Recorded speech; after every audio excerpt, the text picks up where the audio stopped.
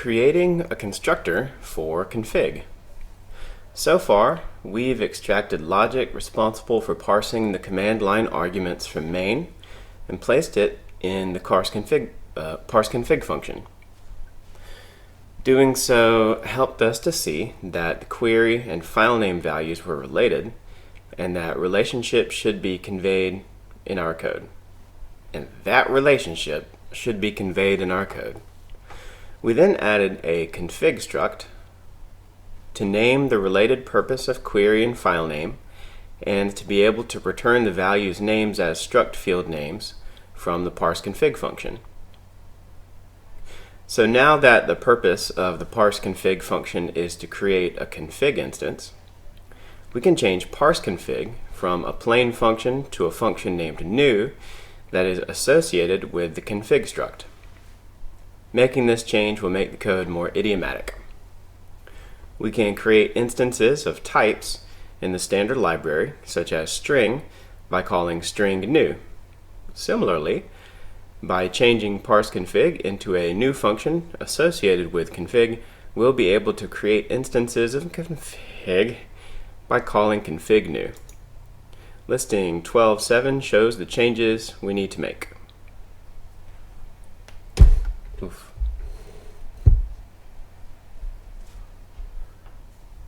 Again, I recorded the video before the audio on this one.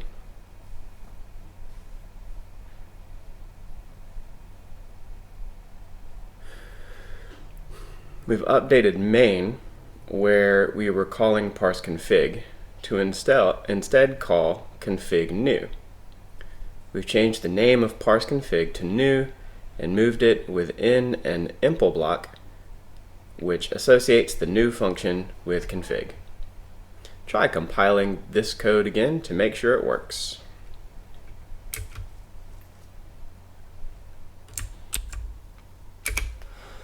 Now we'll work on fixing our error handling. Recall that attempting to access the values in the args vector at index 1 or index 2 will cause the program to panic if the vector contains fewer than 3 items. Try running the program without any arguments. It will look like this. The line index out of bounds, the len is 1 but the index is 1, is an error message intended for programmers. It won't help our end users understand what happened and what they should do instead. Let's fix that now.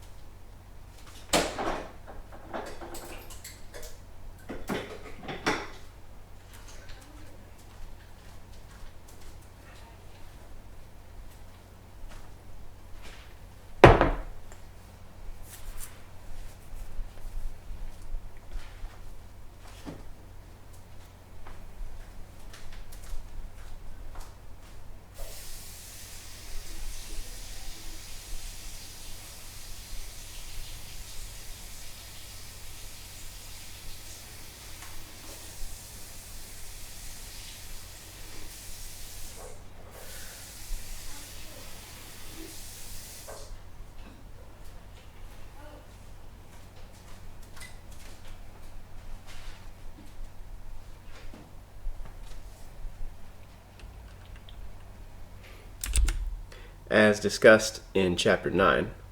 Instead,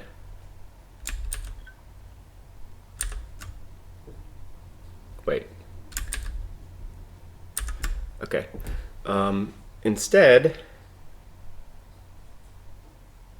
don't know where I am. Instead, we can use the other technique you learned about in Chapter 9, returning a result that indicates either a success or an error. Returning a result from new instead of calling panic. We can instead return a result value that will contain a config instance in the successful case and will describe the problem in the error case. When config new is communicating to main, we can use the result type to signal there is a problem. Then we can change main to convert an error variant into a more practical error for our users without the surrounding text about thread main and rust backtrace that call to panic. That a call to panic causes. 12.9 shows the changes we need to make to the return value of config new and the body of the function needed to return a result. Note that this won't compile until we update main as well, which we'll do in the next listing. Our new function now returns a result with a config instance in the success case and a reference to static string in the error case. Recall from the static lifetime section in chapter 10 that reference to static str is the type of string literals, which is our error message type for now. We've made two changes in the body of the new function.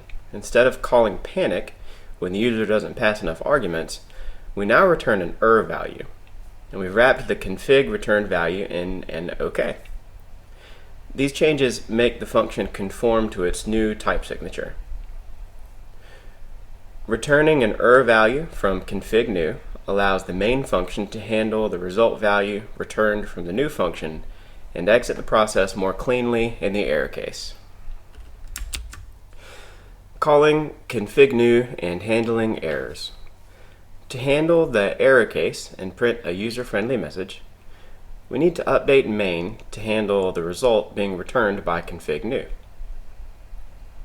as shown in listing 12.10. We'll also take the responsibility of exiting the command line tool with a non-zero error code from panic and implement it by hand. A non-zero exit status is a convention to signal the process that called our program that the program exited with an error state. In this listing, we used a method we haven't covered before, unwrap or else, which is defined on result TE by the standard library. Using unwrap or else allows us to define some custom non-panic error handling if the result isn't error handling, period. But if the result is an OK value, this method's behavior is similar to unwrap. It returns the inner value OK is wrapping. However, if the value is an value, this method calls the code in the closure, which is an anonymous function we define and pass as an argument to unwrap or else. We'll cover closures in more detail in chapter 13. For now, you just need to know that unwrap or else will pass the inner value of the which in this case is the static string not enough arguments that we added in listing 12.9 to our closure in the argument that appears between the vertical pipes. The code in the closure can then use the value when it runs. We've added a new use line to bring process from the standard library into scope. The code in the closure that will be run in the error case is only 2 lines. We print the value and then call process exit. The process exit function will stop the program immediately and return the number that was passed as the exit status code. This is similar to the panic-based handling we used in 12.8, but we no longer get all the extra output. Let's try it. Great. This output is much friendlier for our users.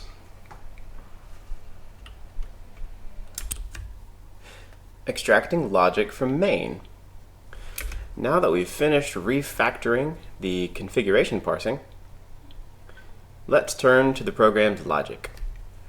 As we stated in separations of concerns for binary projects, we'll extract a function named run that will hold all the logic currently in the main function, which isn't involved with setting up configuration or handling errors.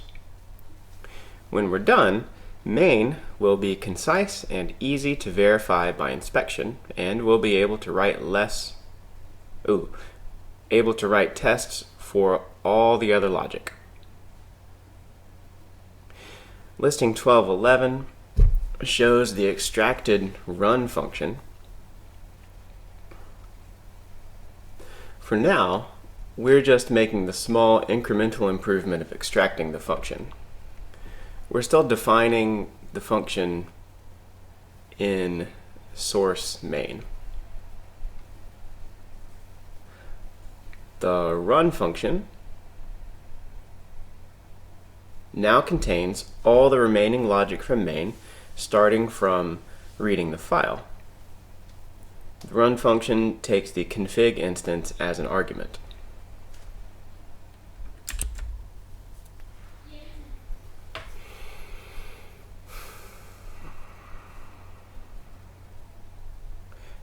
Returning errors from the run function.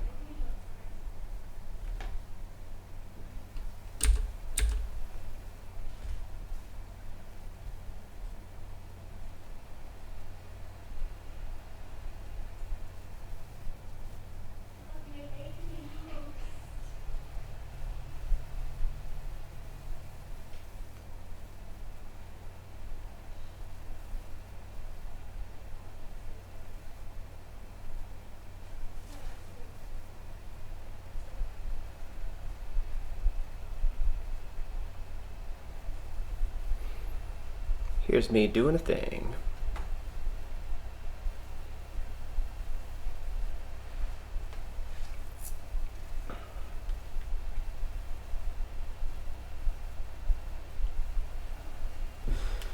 With the remaining program logic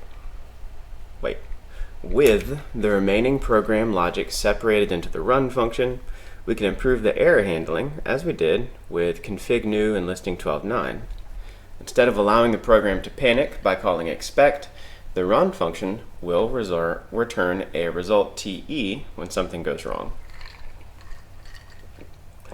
This will let us further consolidate into main the logic around handling errors in a user-friendly way. 12.12 shows the changes we need to make to the signature and body of a run. We've made 3 significant changes here. First, we changed the return type of the run function to result box. So instead of result TE, it's result unit and box, dynamic error. This function previously returned the unit type, and we keep that as the value returned in the OK case. For the error type, we use the trait object box dynamic error, and we've brought standard error into scope with a use statement at the top.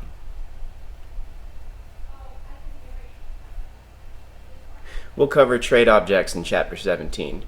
For now, just know that box dynamic error means the function will return a type that implements the error trait, but we don't have to specify what particular type the return value will be. This gives us flexibility to return error values that may be of different types in different error cases.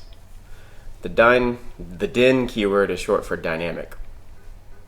Second, we've removed the call to expect in favor of the question mark operator, as we talked about in chapter 9. Rather than panic on an error, question mark will return the error value from the current function for the caller to handle. Third, the run function now returns an OK value in the success case. We've declared the run function success type as unit in the signature, which means we need to wrap the unit type value in the OK value.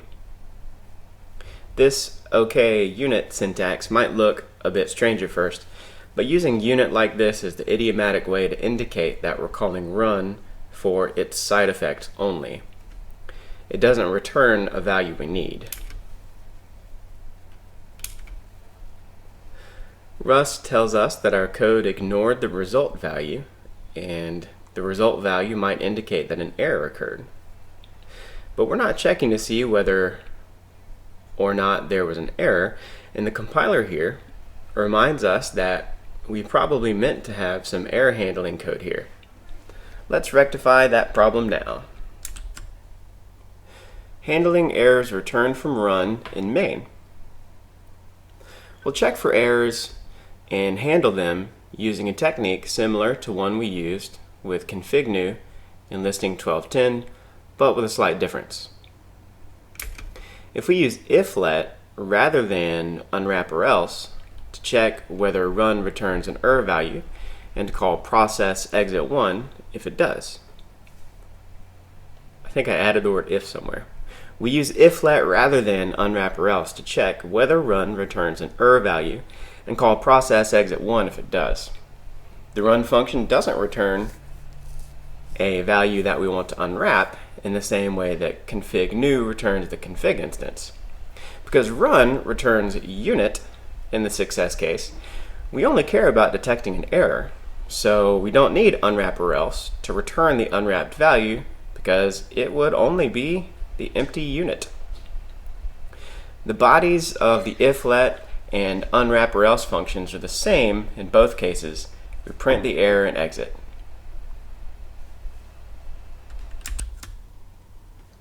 Splitting code into a library crate. Our mini-grep project is looking good so far. Now we'll split main and put some code into lib so we can test it and have a main file with fewer responsibilities. Let's move all the code that isn't the main function from main to lib. So that'll be the run function definition, the relevant use statements, the definition of config, the config new function definition. The contents of lib should have the signatures shown in 12.3. Note that this won't compile until we modify the main file in listing 12.4.